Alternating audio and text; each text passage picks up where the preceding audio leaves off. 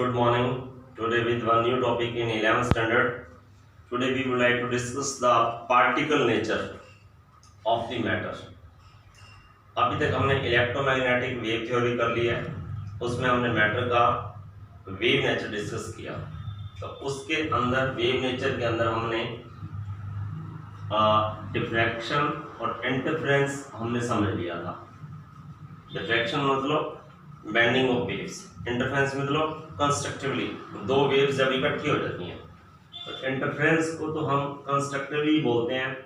एक वेव ये जा रही है तो दूसरी वेव उसी के साथ ही ऐसे आ रही है, ये हमने समझ लिया था। रिजल्टेंट उसका इकट्ठा आता है। डिफ्रैक्शन का मतलब आउट ऑफ फेज, अगर एक वेव यूं जा रही है तो दूसरी वेव उसके रिवर्स आ रही है।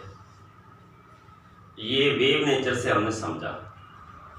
अब कुछ चीजें ऐसी थी जो वेव नेचर से डिस्कस नहीं हुई थी, जैसे कि मैंने आपको पहले बोला था black body radiation, black body radiation और फोटो इलेक्ट्रिक इफेक्ट। 1900 में एक साइंटिस्ट आए प्लैंक, उन्होंने प्लैंक थ्योरी दी और प्लैंक इक्वेशन भी लिखेंगे। तो जो इलेक्ट्रोमैग्नेटिक वेव थ्योरी थी, electromagnetic nature, electromagnetic wave theory, वो नंबर 1 ब्लैक बॉडी रेडिएशन समझाने में सक्षम नहीं थी। It fails to explain the black body radiation. Number 2, किसी मेटल से इलेक्ट्रॉन कैसे इजेक्ट होते हैं, मेटल से इलेक्ट्रॉन कैसे इजेक्ट होते हैं, जिसको कि हमने फोटो इलेक्ट्रिक इफेक्ट कहा, ये भी नहीं समझा पाए। Heat capacity of the solids, heat capacity of solid, ये भी नहीं समझा पाए। और line spectrum of hydrogen, line spectrum. तो ये कुछ चीजें थी जो कि मैटर के वेव नेचर से एक्सप्लेन इलेक्ट्रोमैग्नेटिक थ्योरी द्वारा नहीं हुई। तो 19th सेंचुरी में प्लैंक नाम के साइंटिस्ट ने ब्लैक बॉडी रेडिएशन और फोटो इलेक्ट्रिक इफेक्ट को और फिर इन चीजों को समझाया। तो आज हम बात करते हैं ब्लैक बॉडी होती क्या है एक्चुअली में, और ब्लैक बॉडी रेडिएशन क्या होते हैं। इतना ज्यादा डिटेल में नहीं है ब्लैक बॉडी आपके, इवन देन जेई मेंस और नीट में भी नहीं पूछा होगा, एडवांस का टॉपिक है, तो थोड़ी सी इसकी डिस्कस करेंगे। अब एक्चुअल में जो प्लैंक साइंटिस्ट थे, प्लैंक इक्वेशन या प्लैंक थ्योरी, प्लैंक इक्वेशन के नाम से ज्यादा फेमस होती है ये। उन्होंने बोला कि जो लाइट है ना, एक तो वेव नेचर में ऐसे चलती है। अब लाइट की स्पीड इतनी फास्ट है, ये लाइट इन वेव फॉर्म। अब जो लाइट है वो रेडिएशन ही तो है, वो छोटे छोटे पैकेट्स के रूप में रिलीज हो रही है और कंटिन्यूसली रिलीज हो रही है कि हमें पता ही नहीं चल रहा कि वो चीज क्या है। तो continuously discrete amount of energy, एक फिक्स अमाउंट की एनर्जी के पैकेट्स रिलीज होते हैं। पार्टिकल नेचर में उसने ऐसे बताया, जिसको कि उसने क्वांटा कहा।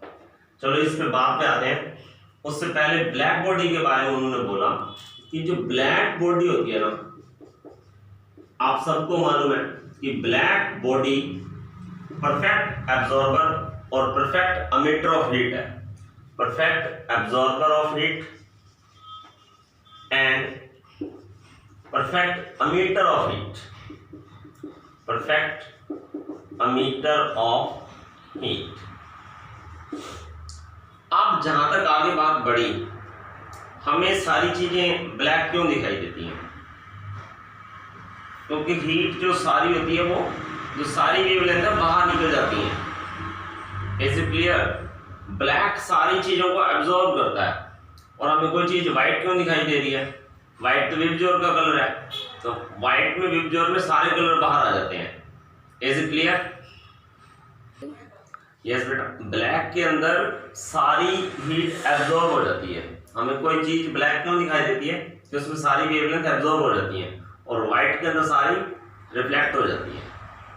अब इन्होंने जो ब्लैक बॉडी देखी, ब्लैक बॉडी के ऊपर कुछ रिजल्ट बताए, जेसी मैक्सवेल ने हल्के से बताए थे कि अगर किसी ब्लैक बॉडी को हम हीट करते हैं तो सबसे पहले वो रेड कलर है, फिर थोड़ा पहले डल रेड होती है,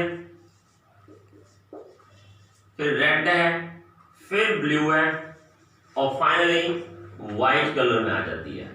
किसी आयरन पीस को देखना किसी ब्लैक स्मिथ के पास जाके, जब फाइनली वो हीट होता है ना तो व्हाइट कलर में आ जाता है, और फिर उसके भी एक्सट्रीम बात जाता है तो ब्लू कलर में आ जाता है। इसे हम ऐसे एक छोटे से ट्रिक से देता हूं मैं, ब्रेवो से। पहले black, red, orange, white, orange, yellow, white, और फाइनली ये ब्लू में आ जाती है। इसका बहुत बड़ा लेक्चर है, हमारे इतना है नहीं।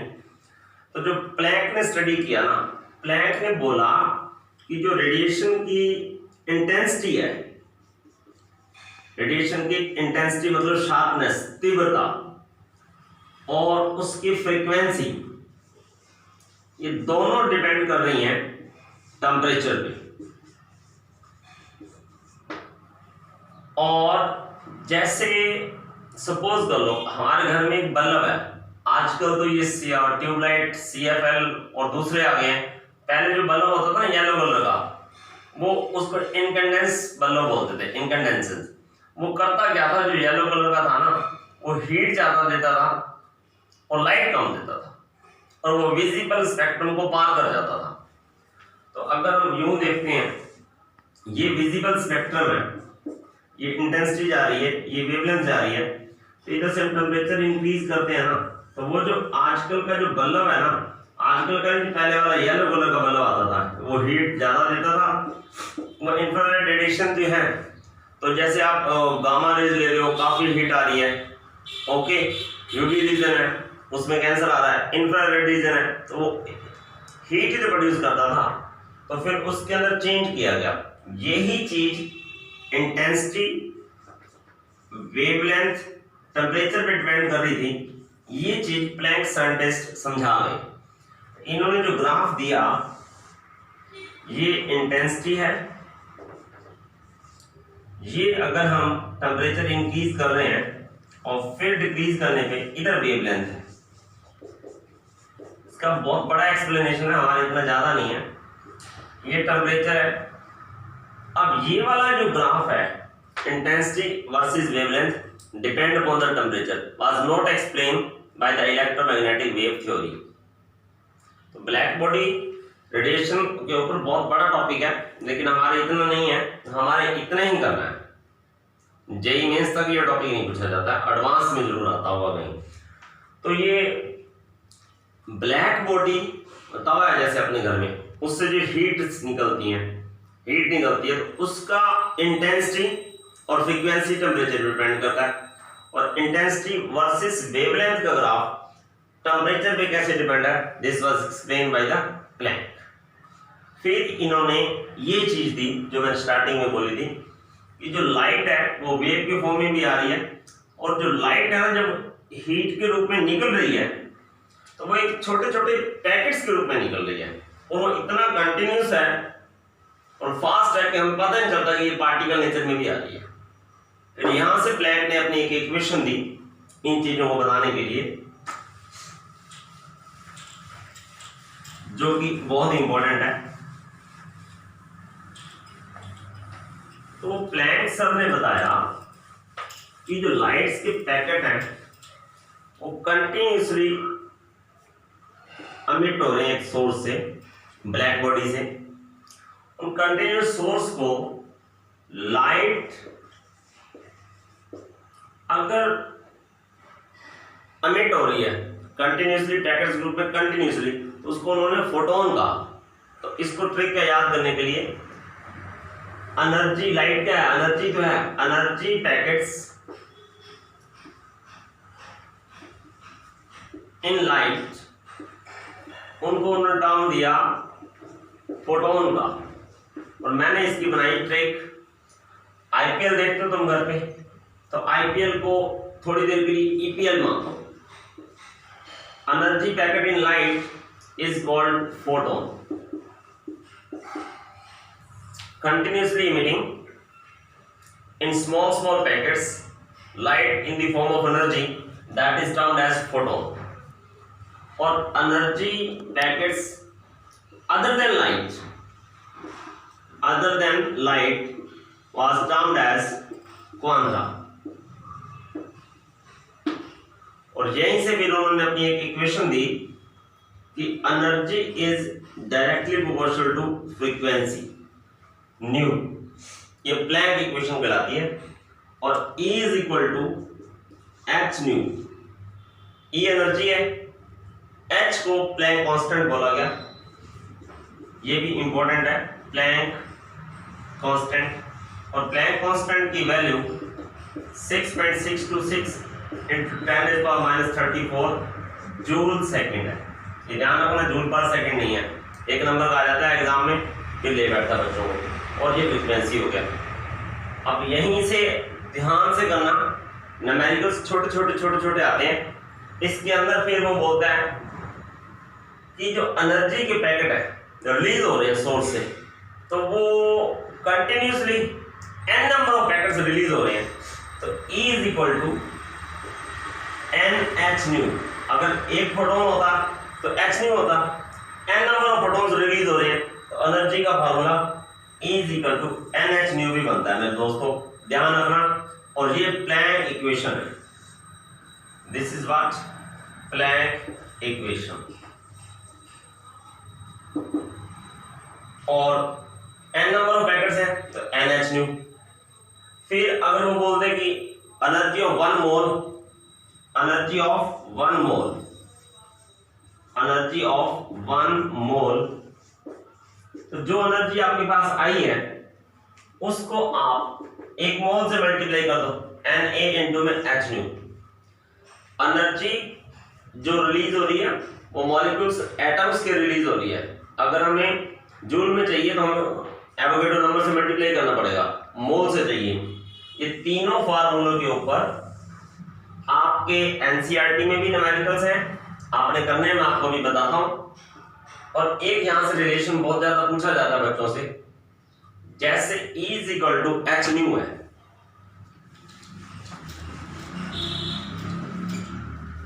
E is directly proportional to nu and E is equal to H nu. आप सब जानते हो हमने C is equal to nu lambda पहले किया, तो न्यू बराबर क्या आ गया C बाई लैम्डा। तो E is equal to what H C by lambda. अब यहां से प्रूव हो रहा है ना, E और लैम्डा एनर्जी और वेवलेंथ एक दूसरे के इनवर्सली प्रोपोर्शनल है। तो बहुत सारे क्वेश्चंस आते हैं, दो एनर्जी दे रखी होंगी आपको, तो यहां से अगर हम E1 अपॉन में E2 करें तो वो लैम्डा 2 अपॉन में लैम्डा 1, इसके ऊपर न्यूमेरिकल्स आए हुए हैं।